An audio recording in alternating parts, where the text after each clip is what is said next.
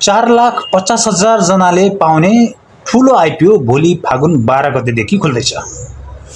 नमस्कार साथीहरू, आजको भिडियोमा हामी कुरा गर्दैछौँ भोलिदेखि निष्कासन हुन लागेको नयाँ र चर्चित कम्पनीको आइपिओ बारे। कुन कम्पनी हो, कति किता आउँदैछ, हामीले कति किता भर्ने, नाफा कति होला, इपिएस, नेटवर्थ र ओपनिङ प्राइस कति हुन सक्छ, सबै जानकारी एकै भिडियोमा पाउनुहुनेछ। त्यसैले भिडियो अन्तिमसम्म हेर्नुहोला। अब कुन कम्पनीको आइपिओ आउँदैछ त भन्दा भोलि फागुन 12 गतेदेखि आइपिओ निष्कासन गर्ने कम्पनी हो पाल्पा सिमेन्ट इन्डस्ट्रिज लिमिटेड। यस कम्पनीले पहिलो चरणमा आयोजना प्रभावित बासिन्दा, वैदेशिक रोजगारीमा रहेका नेपालीहरू र लाई सेयर बाँडफाँड गरिसकेको छ। पहिलो चरणको सेयर बाँडफाँड भइसकेको छ। अब भने बाँकी रहेको सेयर केही प्रतिशत म्युचुअल फन्ड र केही प्रतिशत कर्मचारी र बाँकी सर्वसाधारणका लागि निष्कासन हुँदैछ। अब कुरा गरौँ कुल कति सेयर आउँदैछ त। कम्पनीको जारी पुँजी भनेको 3 अर्ब 75 करोड रुपियाँ हो, जसको 20% बराबर 75 करोड रुपियाँ बराबरको 100 रुपियाँ अङ्कित मूल्यका दरले 75 लाख किता सेयर निष्कासन अनुमति पाएको थियो।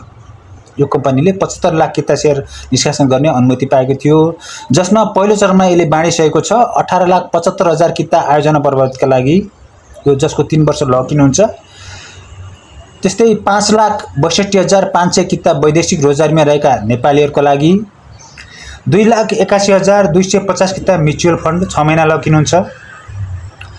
अब 2,81,250 किता नै कर्मचारीका लागि, जसको 3 वर्ष लक इन रहन्छ। त्यसकारण दर्शकबिन, यसले गर्दा मार्केटमा सप्लाई त कम हुनै हुनेछ। र अब सर्वसाधारणका लागि कति छ त भन्दा अब भोलिदेखि सर्वसाधारणका लागि 75 लाख किता सेयर खुल्दैछ। 45 लाख किता, 75 होइन, 45 लाख किता सेयर खुल्दैछ। यदि 10 किताका दरले बाँडफाँड भयो भने करिब 4,50,000 जना लगानीकर्ताले 10 किता पाउन सक्छन्। दर्शकबिन, अब जति भरे पनि पाउने सम्भावना भनेको 10 किता नै हो, धेरै भरेर सम्भावना बढ्दैन। त्यसैले 10 किता मात्रै भर्नु होला। आवेदन दिने समय भनेको खुल्ने मिति फागुन 12 गते, छिटोमा बन्द हुन्छ फागुन 15 गते, अधिकतम समय भनेको फागुन 26 गतेसम्म छ।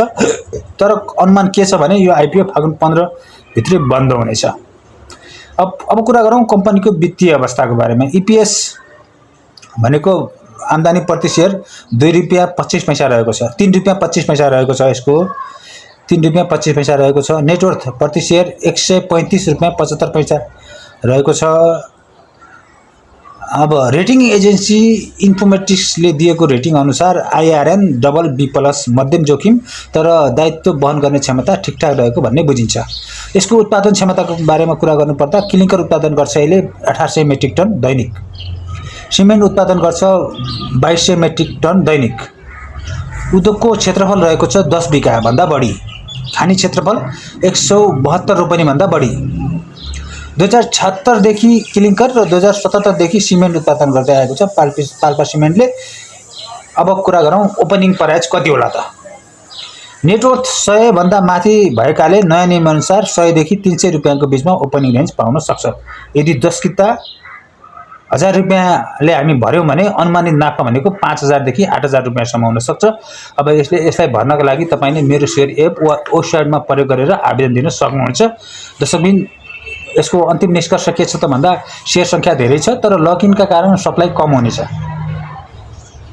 लकइन भएका कारणले गर्दाखेरि यसको सप्लाई कम हुनेछ। वित्तीय अवस्था एकदम ठिकठाक छ, नाफाको सम्भावना राम्रो छ। त्यसैले आइपिओ भर्नै पर्ने जस्तो देखिन्छ।